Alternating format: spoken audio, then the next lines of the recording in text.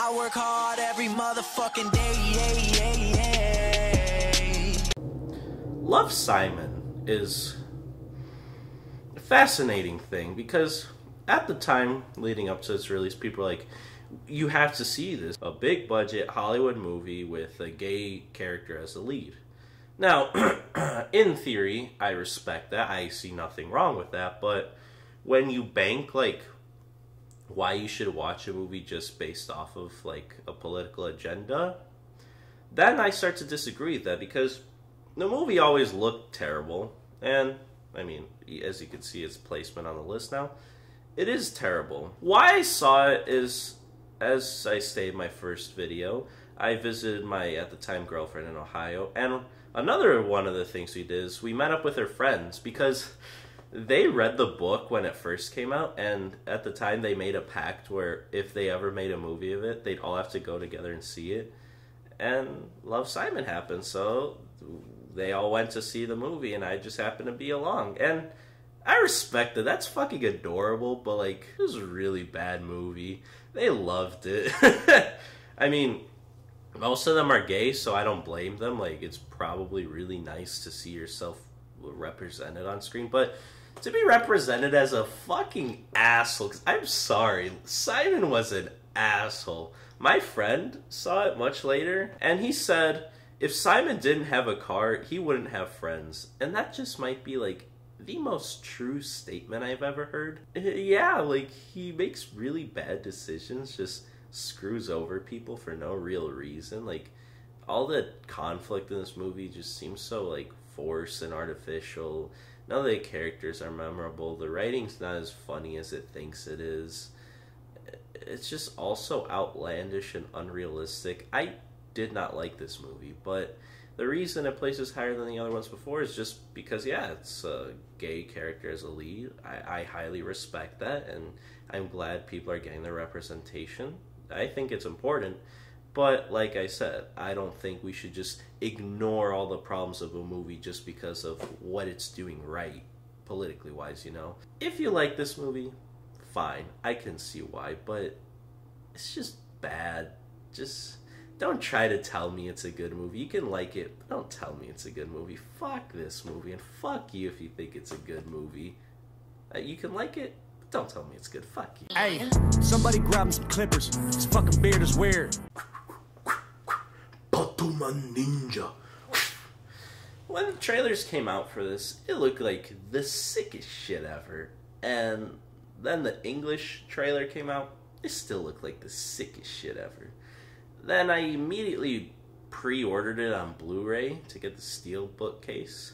I watched it with my roommate, and the whole time I was just like, fuck yeah, this is the sickest shit ever, I love it. And then my roommate was like, that was the dumbest shit ever, I hated it. I'm like, you know what? I do hate it. It's the sickest shit ever, but I hated this movie. Like, I don't even think, like, I'd recommend, oh, it's all Batman fans just because of Batman, you know? It's a really weird, out there story that escalates so fucking hard. I mean, I don't really watch anime, so I don't know if all anime is like this, but holy fucking shit. Oh my god, if it is, I wouldn't be able to handle that, because it just defies logic in every way, and I can't blame it for that, because it's essentially a comic book. But then that just begs the question, like, if you have no consistent rules in this world, then there's so many ways you could solve these problems you have with just using magic bullshit, which I guess eventually they do, but I just wish everything was more logical and explained, which is, I guess, asking too much for a comic book movie. But it's really weird, it's out there, it's visually very interesting, so if it ever goes on sale, maybe I'd recommend buying it just to, like, have the case, because it's freaking sick, and, like, it's at least worth one watch. But it's just objectively not good as a movie, so that's why it ranks pretty low. I can't say fuck this movie, but just, like, view at your own risk, you know? I'll leave you with that. I know Obama was 7 cents, but ever since Trump won, it proved that I could be like I'm made of glass, like I'm made of paper. Dwayne Johnson started, Skyscraper! Yes, Dwayne Johnson's Skyscraper. Another Dwayne Johnson vessel where he plays the same character. Oh, but this time he's got one fake leg because he loses it in the opening scene, which is actually pretty well done. It's once again a movie that kind of subverts the whole tone of the rest of the movie because it starts off pretty serious with the hostage situation where it ends with a bomb going off and him losing a leg. Filmmaking wise, it was done super well with just the opening shot zooming in slowly on a house as radio chatter's going on. I like that. I like everything in the opening scene. And then after that, it's essentially Die Hard in a really tall building. And I kind of like the build up. It's when the action starts going down, when he has to get back in the building, that it gets really bad. As you saw in the trailer, he makes an mathematically impossible jump onto the building. Even before that falls apart, it's when he's climbing up the ladder that's like, what, fucking 100 stories, let's say, in like 20 minutes or less. That's when you'll lose me. Like, the more you try to think about it, the more it just says fuck you to logic. And I could accept that to some extent with movies. With good movies, probably a little more. But it just really pushes it with this one. And this is a movie that I walked out of. One, because it was bad. But two, mainly because I had like an obligation I had to take care of. Because I was just watching it to kill time. I left at the part when he has to jump in between super fast spinning like fan blades to shut off the power of them or something. And that just, I'm like, you gotta be kidding me. This man is way too invincible for just being an ordinary dude. Because that's the thing about Die Hard. Die Hard was just an ordinary dude in the wrong place at the wrong time. This was just a fucking god, a superhero. It creates no stakes at all. Even the family is pretty well off. I don't know. But then again, I didn't see the last act, so what do I know? Maybe it gets better. Probably not. This is a fuck this movie. Sweet baby, your sex has meaning. When your character trait is that you really like sucking dick, I could respect that, but it's just like, really? Like, that's what we're going on? Oh, okay. And it makes for a really bad movie. Flower, starring that one girl who's in everything. I forget her name right now. I don't really care to remember.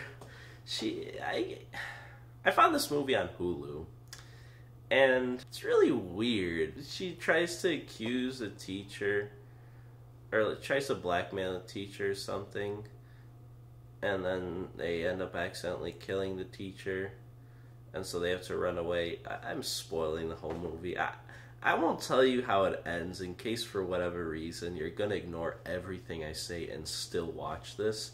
I don't blame you for doing that. Balls to you, but please don't watch this. But in the case you do, I won't spoil the very ending, which is so fucking absurd and funny that, like, the whole movie's just a downward spiral in quality.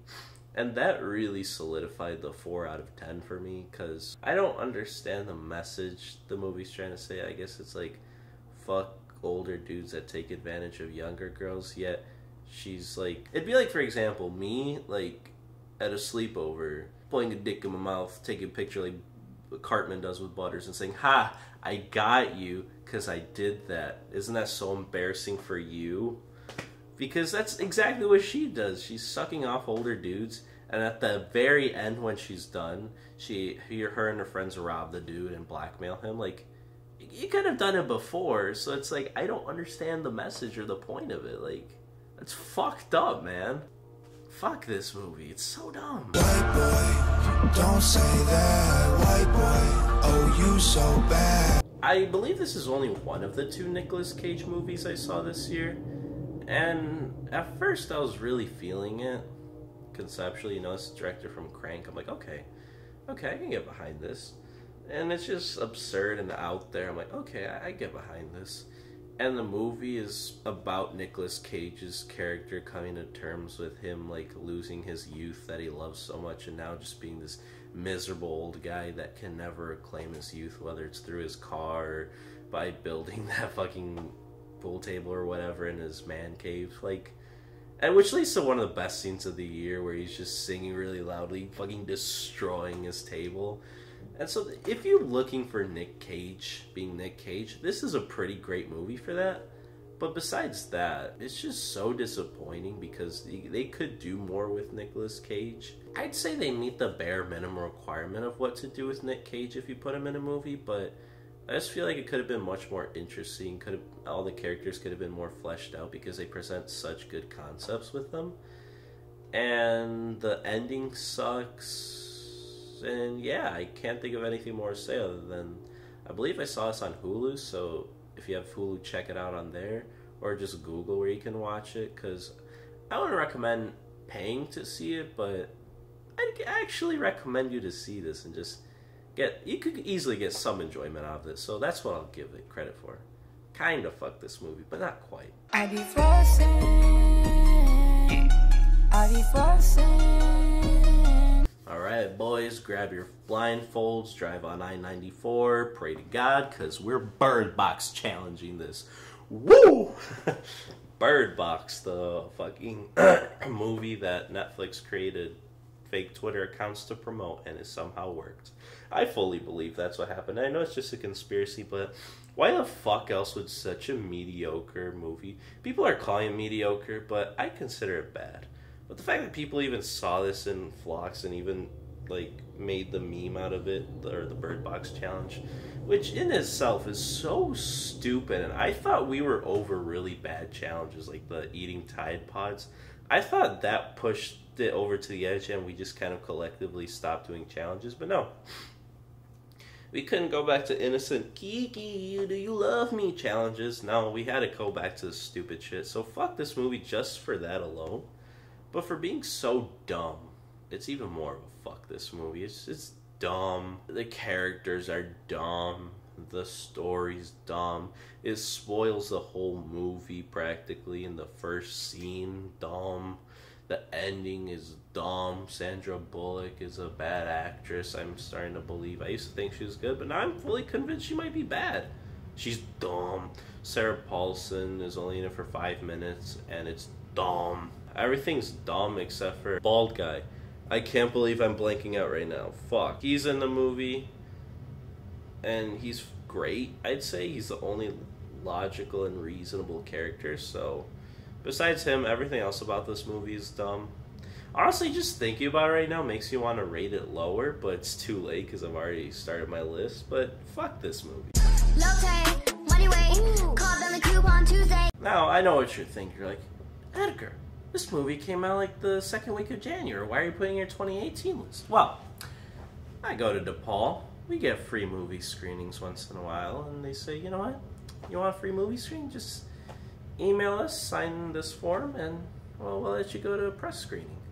And I went in back in October, which is a great time to see this movie, and I went with my buddy, and he didn't like it. I liked it a bit more than him, because it's essentially PG-13 Saw, and there's some genuinely fantastic moments in this movie, like the entire upside down room scene. I feel like everybody says that's their favorite, but it's just, in every way, in terms of filmmaking, of shot composition, set design, tension being built, acting, everything just works tremendously. That one scene alone puts this movie at a 4 out of 10.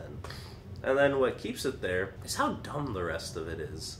It's just, as a concept, I could see it working, but then all the build up towards what it's all about, I won't spoil it since it just came out, but the ending reveal is, it could work if they did it differently, but then the very end reveal, like the doctor reveal, for those of you who have seen it, the doctor reveal is stupid, and then the very end reveal is even stupider because it's setting up for a sequel. But what I mean is the ending that could have worked is like why the escape room is even a thing, you know? Like that for me, it could have worked had it been explained or had better reasoning to it. So there's good stuff going for this movie. I feel like a sequel in the hands of a different director could be good. Like the Ouija movies, I believe it happened that with, like, the first one's bad but the second one's actually really good. I feel like that could happen with this series. I hope it does better because this really does have potential. So people are seeing this anyway, so I guess may as well just keep doing what you're doing, I guess. It's alright. It's not the worst time. Honestly, I could even recommend you renting this when it comes to, like, paying money to see it. Like, it's really not that bad as it could be, so it's alright.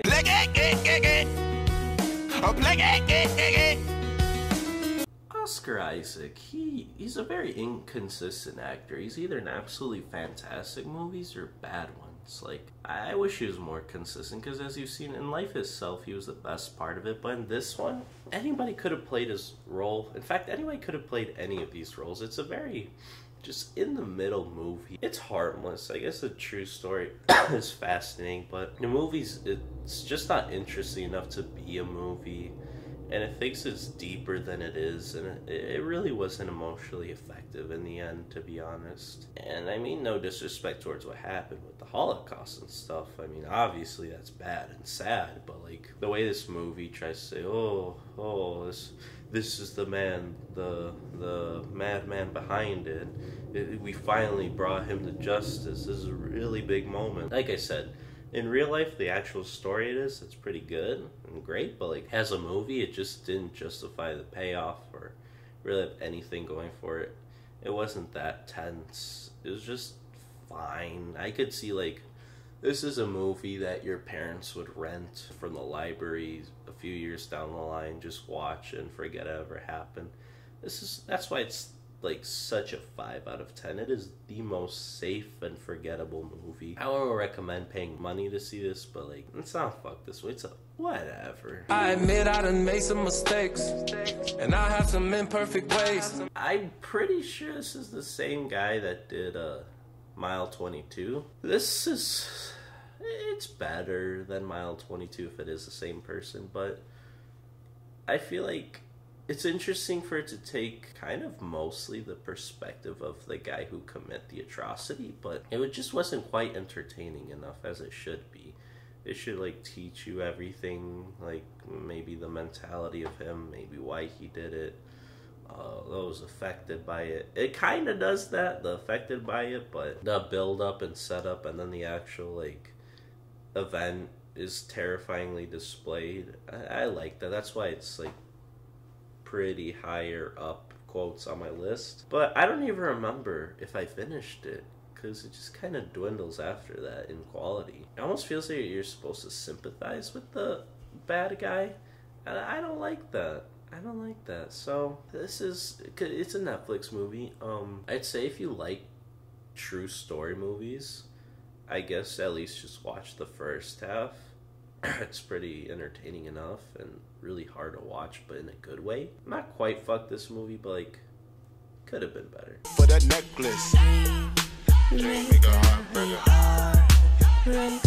You know, when Sherlock Gnomes came out, I was really mad that people were seeing it when I'd be selling tickets to it, but after watching it recently, it's actually not that bad. People are saying Johnny Depp phoned in his performance. I thought it was pretty okay, actually. Like, for what the movie is, that's probably the best you could do. I didn't mind it at all, but I don't know. I see why people like shitting on Johnny Depp, but gotta give credit where credit's due. I mean, the whole movie's whatever. It's harmless. It's only a few of his jokes are cringeworthy, with the dabbing gnome, the gnome that likes to show his ass off every time he's on screen. But there's some okay moments. Like, as a kid's movie, I would put this on if I were babysitting a kid. I don't know. I really don't have much to say about it than it's really not as bad as you'd think it is, in case you haven't seen it. Like, there's a few kids movies like that. They're more higher on the list, but honestly, I'd recommend you check this out. Just see for yourself. Like, maybe you'll hate it. I wouldn't be surprised if you hate it, but it's really not as bad as you think it is. Give it a try.